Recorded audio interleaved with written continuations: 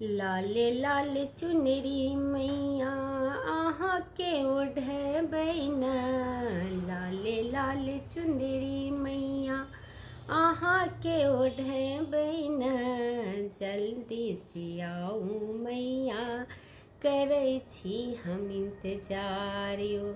जय माता दी। तो प्रतिमा टॉक्स पर आप सभी का स्वागत है। और नवरात्रि के बस 4 दिन बाकी रह गए हैं और माँ जल्द से जल्द सबके घर आने वाली है। तो माँ की स्वागत में आप सभी का भी स्वागत है और माँ भी मेरी आ रही है बहुत जल्द।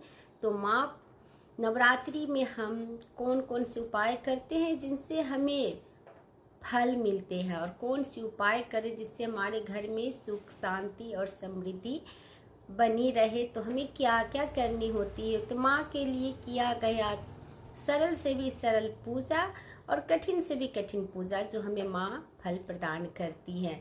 तो माँ के लिए हम क्या करें।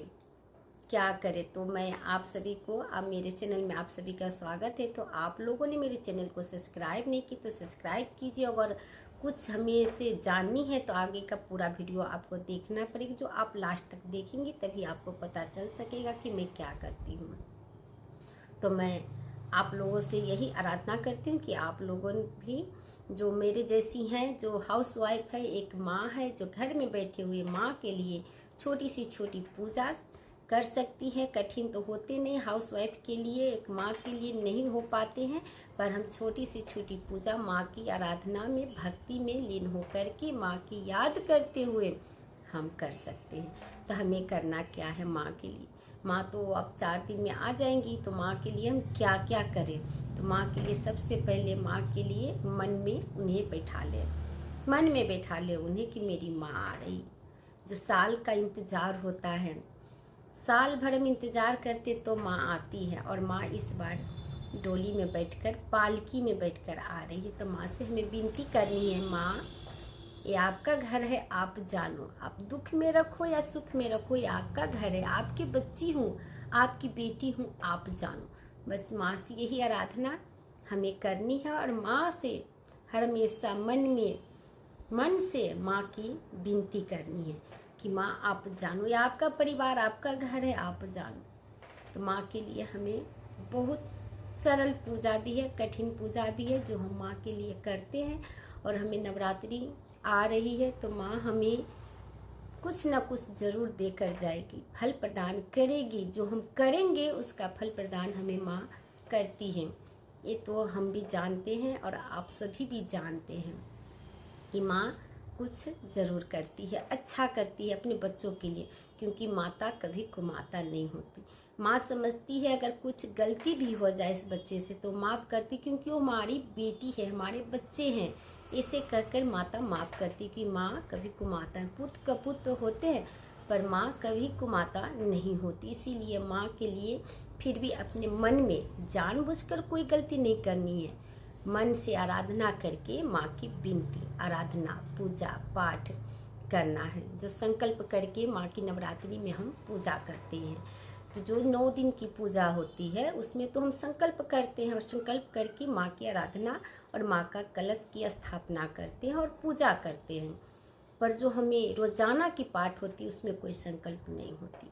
जैसे कि हम रोजाना पाठ करते हैं माँ की, तो उसमें कोई संकल्प नहीं होती। ये रोजाना का पाठ है माँ के लिए। आप छोटी सी छोटी चालीसा भी रोजाना पढ़ लो। जो कहते हैं ना, जो माँ की शरण में पकड़ लिए उसे कोई विपत्ति नहीं आती, उसे कोई दुख नहीं सताता। जब माँ हाथ पकड़ लेती है ना, दुख और सुख सब माँ देती है, उन्हीं के भरोसे छोड़ देते हैं हम, ऐसे होते हैं।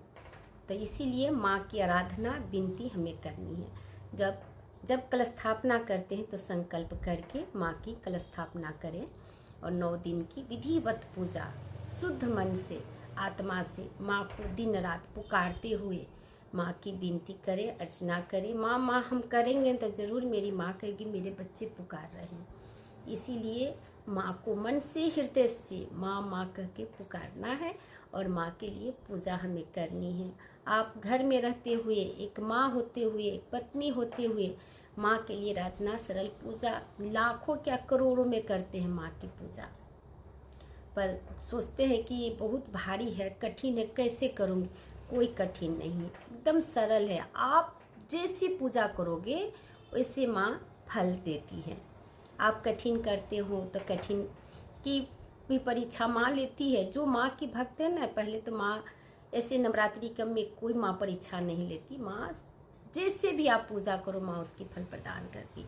पर आप माँ के हो गए हो और माँ आपकी हो गई है तो माँ जरूर परीक्षा लेती है, और उसमें आप अगर पास हो जाते हो तो समझो आपकी जीवन भर की दुख खत्म हो, क्योंकि माँ ने आपका हाथ पकड़ लिया। ऐसे होते हैं। तो माँ आप जिस भी भगवान की पूजा करो, अगर मन उनमें दे दिया, आप अपने आप को समर्पित करते हो तो समझो कि आपका हाथ उन्होंने पकड़ लिया है। तो इसीलिए घर में रहते हुए माँ की आराधना भक्ति भाव से हम कर सकते हैं। तो माँ की बस 2 उपाय कहते हैं, नवरात्रि में कोई भी छोटा से छोटा अगर हम उपाय करते हैं, कुछ भी करते हैं, तो माँ हमें उसकी फल प्रदान करती हैं। तो बहुत सारे ऐसे घर हैं जहाँ पर बहुत सारे तंगी होते हैं, घर में कलह होते हैं, तंगी होते हैं, पैसे के लिए कलह होते हैं, तंगी होते, घर में सुख शांति नहीं होती।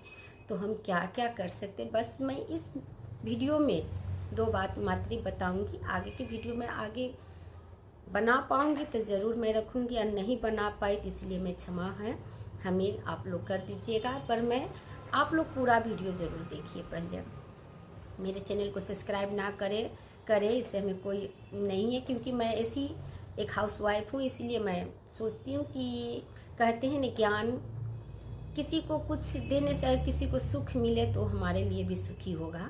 कहते हैं दूसरे के लिए किया गया पुण्य भी अपने खाते में आते हैं। इसीलिए तो मैं कहती हूँ कि माँ की आराधना आप सभी करो, और माँ के लिए जिसके घर में तंगी ज़्यादा होते हैं तो माँ के नवरात्रि पर एक उपाय क्या करनी है। सबसे पहली बात है कि पहली उपाय है जो मैं आपको बता रही हूँ।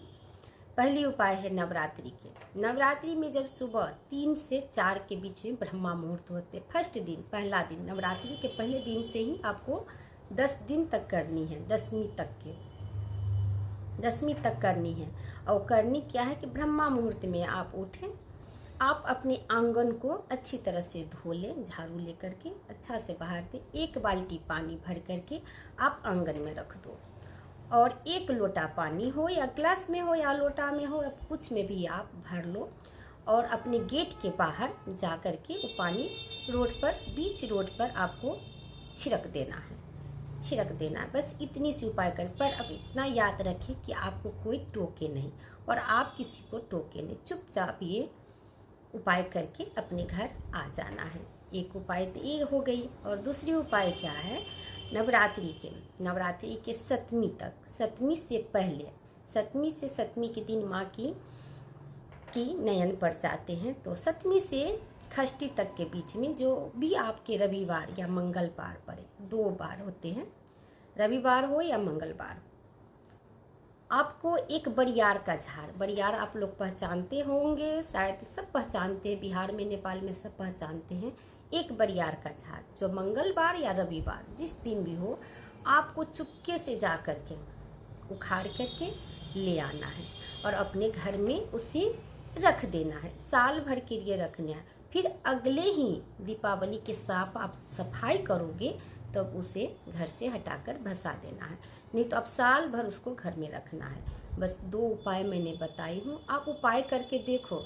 माता रानी ना सबकी सुनती है और सबकी दुख भी दूर करती है।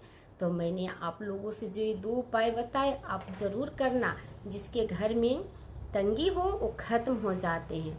आप देख लेना कि ये सही है या गलत है, तो माँ आपको न खुद अनुभव हो जाएगा कि मैंने क्या बताया, क्योंकि माँ सबको ध्यान देकर देखती हैं कि कौन क्या कर रही है।